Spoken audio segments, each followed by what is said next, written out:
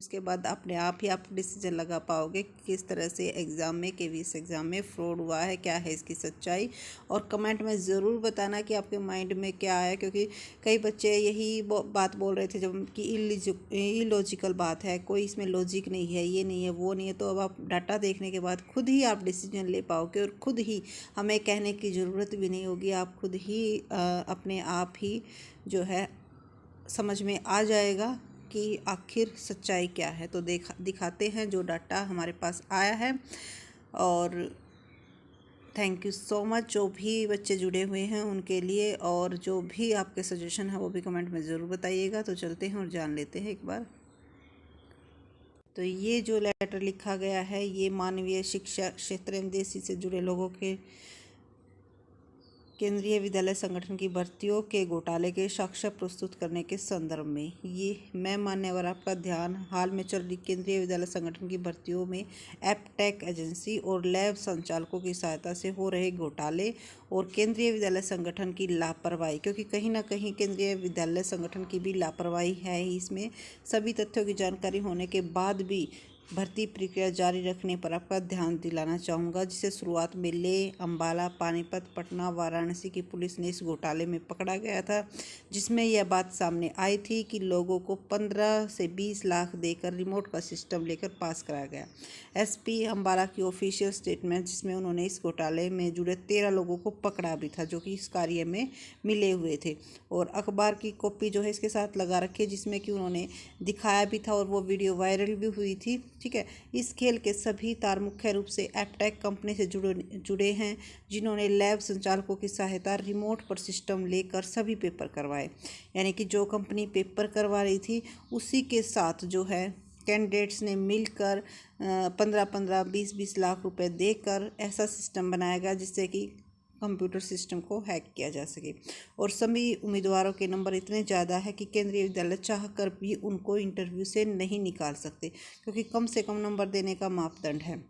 क्योंकि अगर किसी कैंडिडेट्स को इतने नंबर आ जाते हैं तो मिनिमम मार्क्स तो देने ही होंगे, और इंटरव्यू में अगर मिनिमम मार्क्स भी उनको दिए जाते हैं तो उनका सिलेक्शन कंफर्म हो जाता है। मैं आपके सामने सबसे आखिर में हुई भर्ती लाइब्रेरियन के कुछ आंकड़े प्रेजेंट करना चाहता हूँ, जिससे आपके इस भर्ती के हुए घोटाले की संगनता का पता लग जाएगा। तो ये जो डाटा है ये लाइब्रेरियन का है, तो अकेले लाइब्रेरियन में नहीं, क्योंकि देखो कोई भी चीज़ होती है गलत होती है तो वो सभी में होती है, लेकिन यहाँ पर सिर्फ और सिर्फ लाइब्रेरियन का मेंशन है। तो लाइब्रेरियन पर इंटरव्यू पर बुलाए जनरल उम्मीदवारों का आंकलन। इंटरव्यू पर जो है 257 कैंडिडेट्स बुलाए गए, जिसमें से दिल्ली के 160 हैं, हरियाणा के 160 हैं और दिल्ली निवासी 40 हैं, राजस्थान के 11, बिहार के 10 और उड़ीसा से 1, शेष भारत 35 कैंडिडेट्स हैं। ठीक है, ऐसा नहीं है कि बाकी राज्यों में फेयर सिलेक्शन हुआ है, हाल सभी जगह यही है, बस हरियाणा में ज़्यादा अति हो गई है। तो देखो हरियाणा निवासी जिन्होंने हरियाणा में परीक्षा दी 48 है, जिन्होंने हरियाणा निवासी जिन्होंने दूसरे राज्यों में परीक्षा दी 112 कैंडिडेट्स हैं।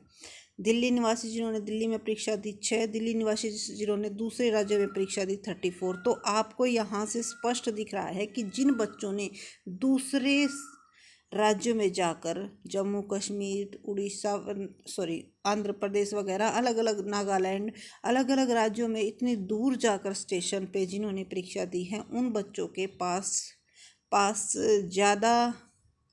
ज़्यादा संख्या में कैंडिडेट्स पास हुए हैं। तो इससे आप खुद ही डिसीजन ले सकते हो, खुद ही आप अनुमान लगा सकते हो कि कहाँ तक क्या कुछ घोटाला हुआ है। और इससे ज़्यादा कहने की कोई इच्छा भी नहीं है, सिर्फ और सिर्फ आपके सामने ये डाटा रिप्रेजेंट करना था, और जो कि हमने कर दिया है ताकि बाद में आपको कोई दिक्कत ना हो। हरियाणा निवासी जिन्होंने किसी दूसरे राज्य में परीक्षा दी वो 112 थे।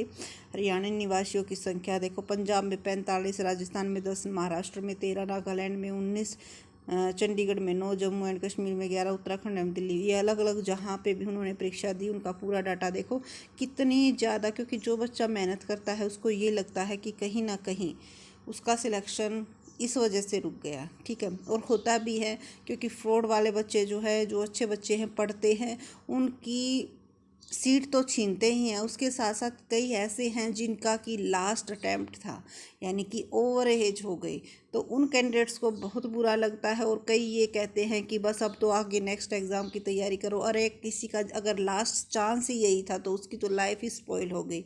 इतने ज़्यादा मेहनत की और फिर उसके बाद उनको कुछ नहीं मिला, तो देखो दुख सभी को होता है।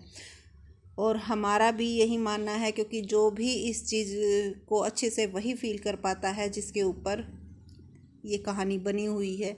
क्योंकि जिसके ऊपर बीतती है वही जान पाता है उसका कि क्या कुछ उसके साथ होता है। क्योंकि ओवरेज ही नहीं, जो बच्चे मेहनत करते हैं और अगर वो इस वजह से रह जाते तो बड़ा दुख होता है। वैसे रहते हैं, रहने दो, क्योंकि हर बार ऐसा होता है कि भाई देखो, अगर दो बच्चे लड़ेंगे तो एक तो गिरेगा, सीधी सी बात है। लेकिन अगर फेयर सिलेक्शन हो तो हमें ये रहता है कि हाँ भाई कोई नहीं, नेक्स्ट टाइम और बेटर मेहनत की जाएगी। बट कई बार मेहनत करते करते भी रह जाते तो बड़ा दुख होता है। और वो दुख जो है अपने डाटा के साथ यहाँ पे बयान जो है कैंडिडेट्स ने किया है कि भाई इस तरह से कैसे हो सकता है, कैसे, हाउ इट्स पॉसिबल। सो आपके माइंड में भी अगर यही बात आती है तो ज़रूर कमेंट में कीजिएगा और शेयर कीजिएगा, ताकि केवीएस संस्था के पास तो वैसे ईमेल के थ्रू भेजी भेज दी ही गई है, लेकिन अगर सोशल मीडिया के थ्रू जाएगी तो और भी ज़्यादा इम्पैक्ट होगा कि मुद्दे को उठाया जा रहा है। और अगर आप नहीं चाहते तो प्लीज़ देखकर आप इग्नोर भी कर सकते हो, वो आपके ऊपर डिपेंड करता है, किसी के साथ कोई ज़बरदस्ती नहीं की जा सकती। So thank you so much. हमारा काम था आपके सामने डाटा को रिप्रेजेंट करना, जो कि हमने कर दिया है। आगे अब आपका डिसीजन है कि आपको क्या करना है। Thank you again.